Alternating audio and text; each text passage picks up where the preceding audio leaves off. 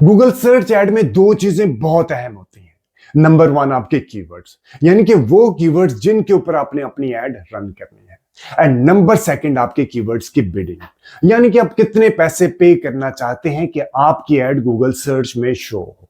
ठीक है, मैं आपको एक एग्जांपल देके चलता हूं कि जो कीवर्ड आपने सिलेक्ट किए हैं गूगल कीवर्ड प्लानर के मुताबिक उसकी बिडिंग है 150 रुपीज। ठीक है, यानी कि अगर आप 150 रुपीज पे करेंगे, टॉप ऑफ पेज बिड है, तो चांसेस हैं कि आपकी ऐड गूगल सर्च के फर्स्ट पेज में सबसे ऊपर शो होगी। लेकिन अब आपके पास मार्केटिंग बजट ज्यादा है, आप चाहते हैं कि आपकी ऐड हर सूरत में गूगल सर्च में सबसे ऊपर शो हो, क्योंकि अगर आपकी ऐड सबसे ऊपर शो होती है और गूगल सर्च एक लीड कैंपेन है, जब और ये कंज्यूमर इंटेंट ड्रिवन है, और जब कंज्यूमर को सबसे पहले आपकी ऐड दिखाई देती है तो आपकी ऐड पे क्लिक करता है और चांसेस होते हैं कि वो सेल्स आपको मिल जाए। इसीलिए हर डिजिटल मार्केटिंग प्रोफेशनल की प्रेफरेंस होती है कि उसकी ऐड गूगल सर्च के फर्स्ट पेज में सबसे ऊपर शो हो।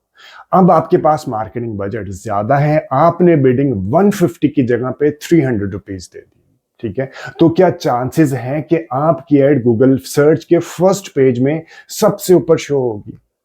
बिल्कुल भी ऐसा नहीं है। ठीक है, गूगल सर्च में आपकी ऐड यानी कि सबसे पहले फर्स्ट पेज पे सबसे ऊपर शो होने के लिए क्वालिटी स्कोर के ऊपर डिपेंड करता है कि आपके ऐड का क्वालिटी स्कोर कितना है। ठीक है, अब गूगल आपकी ऐड का क्वालिटी स्कोर किस तरह कैलकुलेट करता है वो आज हम इस वीडियो में डिस्कशन करेंगे। ठीक है, बहुत ही इंपॉर्टेंट वीडियो है अगर आप गूगल सर्च ऐड रन करते हैं अपने लिए या अपने क्लाइंट के लिए। ठीक है, तो चलिए अभी अपने सिस्टम में आपको जाके दिखाता हूं कि गूगल के अंदर क्वालिटी स्कोर किस तरह कैलकुलेट होता है।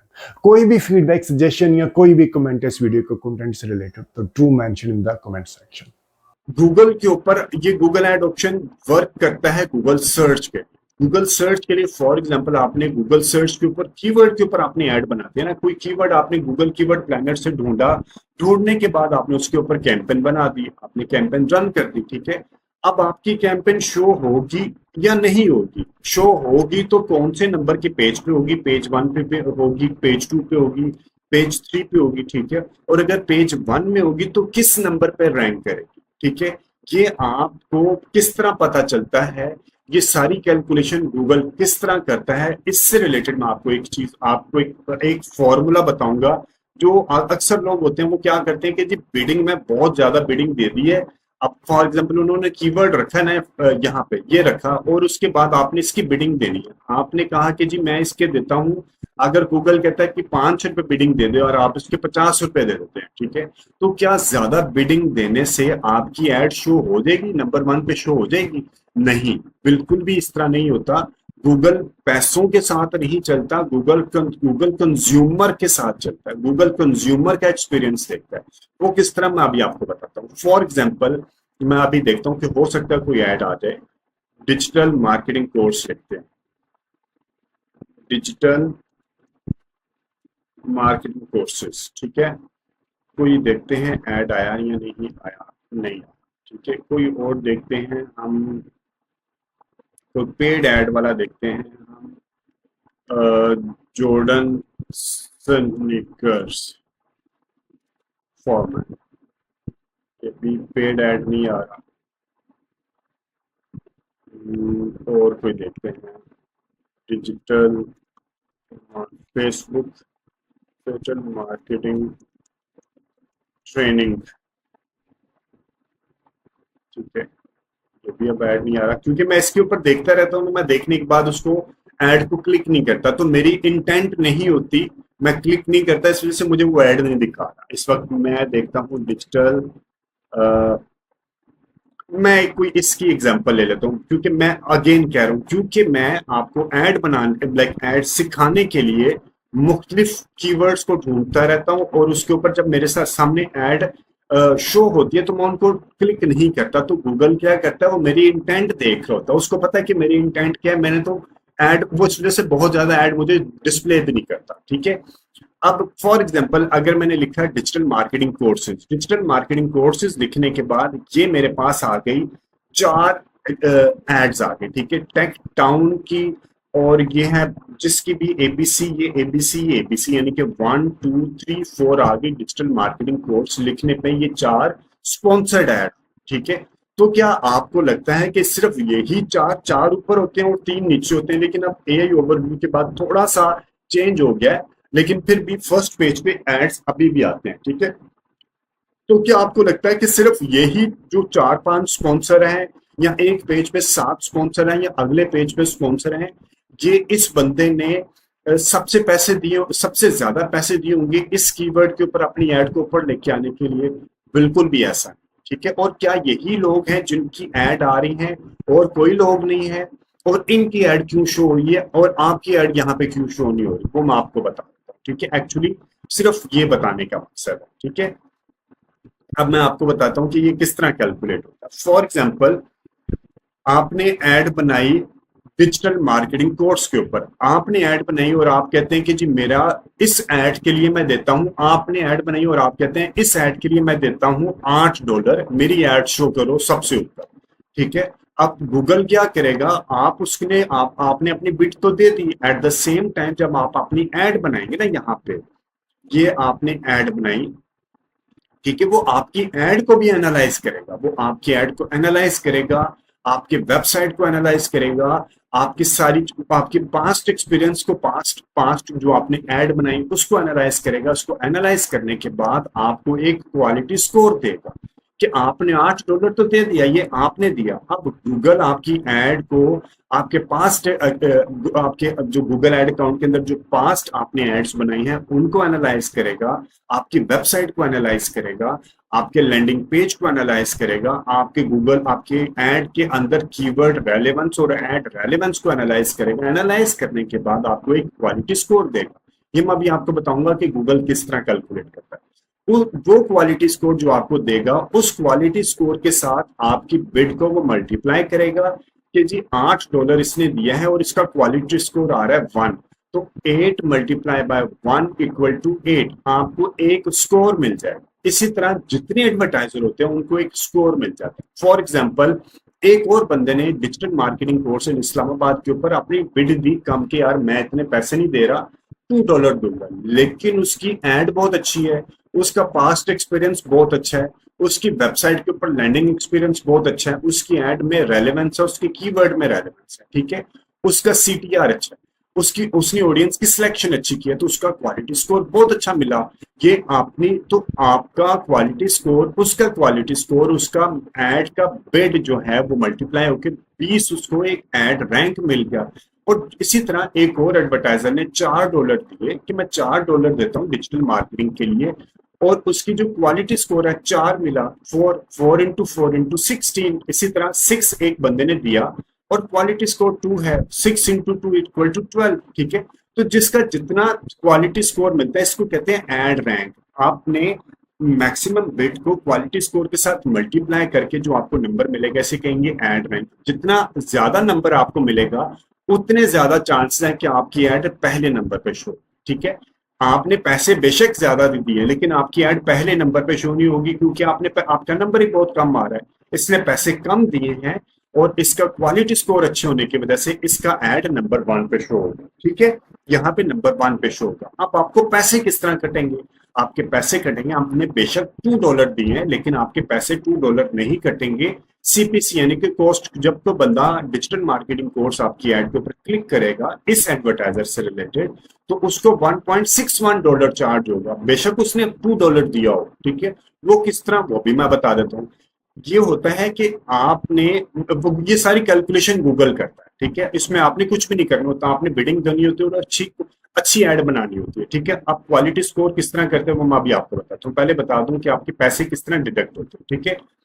आपका, आपसे नीचे का जो एडवर्टाइजर था उसका एड रैंक कितना होता है, 16 उसका एड रैंक था, डिवाइडेड बाय आपका क्वालिटी स्कोर, ठीक है। उसका एड रैंक, आपसे नीचे वाले एडवर्टाइजर का एड रैंक डिवाइडेड बाय आपका क्वालिटी स्कोर प्लस 0.01, आपको इतने पैसे चार्ज होंगे, प्लस 0.01 हर एक पे कांस्टेंट फैक्टर होता है। इसी तरह इसको कितने पैसे चार्ज होंगे, इसने $4 रखे थे कि मैं $4 दूंगा, और इसको कितने पैसे चार्ज होंगे, इसको चार्ज होंगे इससे नीचे वाले बंदे का एड रैंक, इसके नीचे वाले बंदे का एड रैंक क्या था 12 डिवाइडेड बाय इसका क्वालिटी स्कोर 3 हो गया, ठीक है, प्लस 0.01, इसको 3.01 अगर कोई बंदा ऐड इसकी इसकी ऐड पे क्लिक करेगा तो इसको चार्ज होंगे। इसी तरह इसका क्वालिटी स्कोर, इसको कितने पैसे चार्ज होंगे, इससे नीचे वाले बंदे का ऐड रैंक था 8 डिवाइडेड बाय इसका क्वालिटी स्कोर प्लस 0.01, तो इसके ने $6 दिए थे लेकिन इसको $4.01 चार्ज।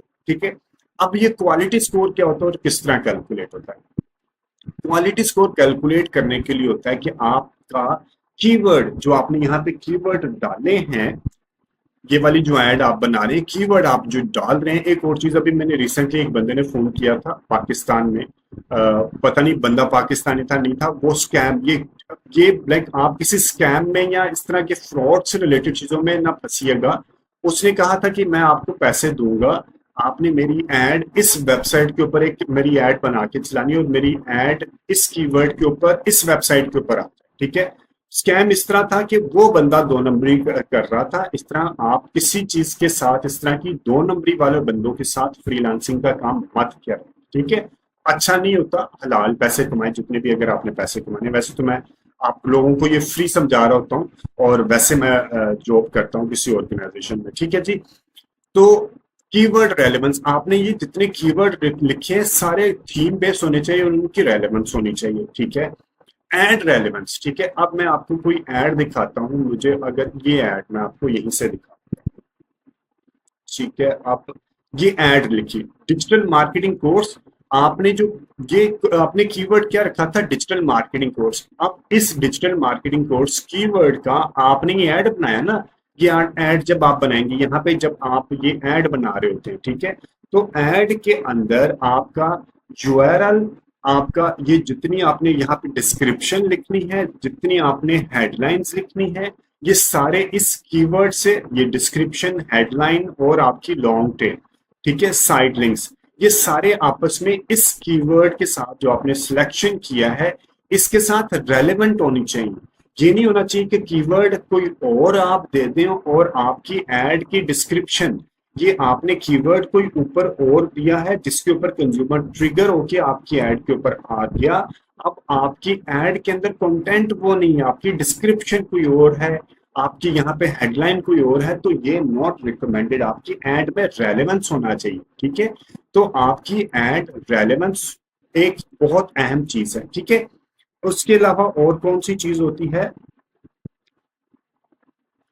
कीवर्ड रेलेवेंस, यानी कि आपने थीम स्पेसिफिक जो कीवर्ड आप यूज कर रहे हैं वो आपकी एड के अंदर भी होने चाहिए, आपकी एड के हेडलाइन में, डिस्क्रिप्शन में, लॉन्ग सब जगहों पे आपकी वो कीवर्ड अवेलेबल होना चाहिए। ठीक है, इसके अलावा लैंडिंग पेज, यानी कि जब कंज्यूमर ने आपकी एड पे क्लिक किया, ये आपने रेलेवेंस वाली एड पे क्लिक किया, क्लिक करने के बाद वो आपके वेबसाइट के ऊपर गया।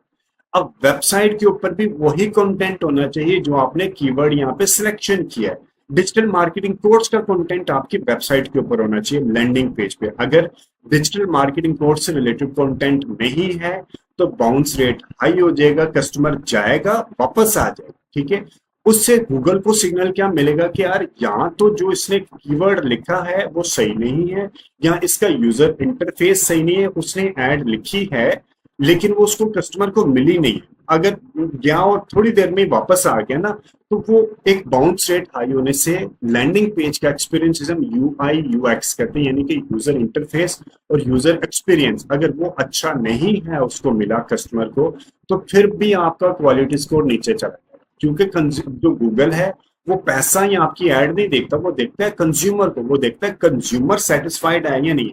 फॉर एग्जाम्पल, गूगल ने कोई डिजिटल मार्केटिंग कोर्स लिखा और आपकी एड पे ट्रिगर करके वो आपकी वेबसाइट के ऊपर आ गया, उसकी इंटेंशन थी लेकिन वो वापस चला गया, वो तो सोच रहा होगा ना कि यार मुझे अच्छा रिजल्ट नहीं मिला, और ये उसके सोच चलेगी गूगल के पास कि यार ये लगता है वेबसाइट अच्छी नहीं। ठीक है, क्योंकि वो जल्दी चला गया आपसे वापस।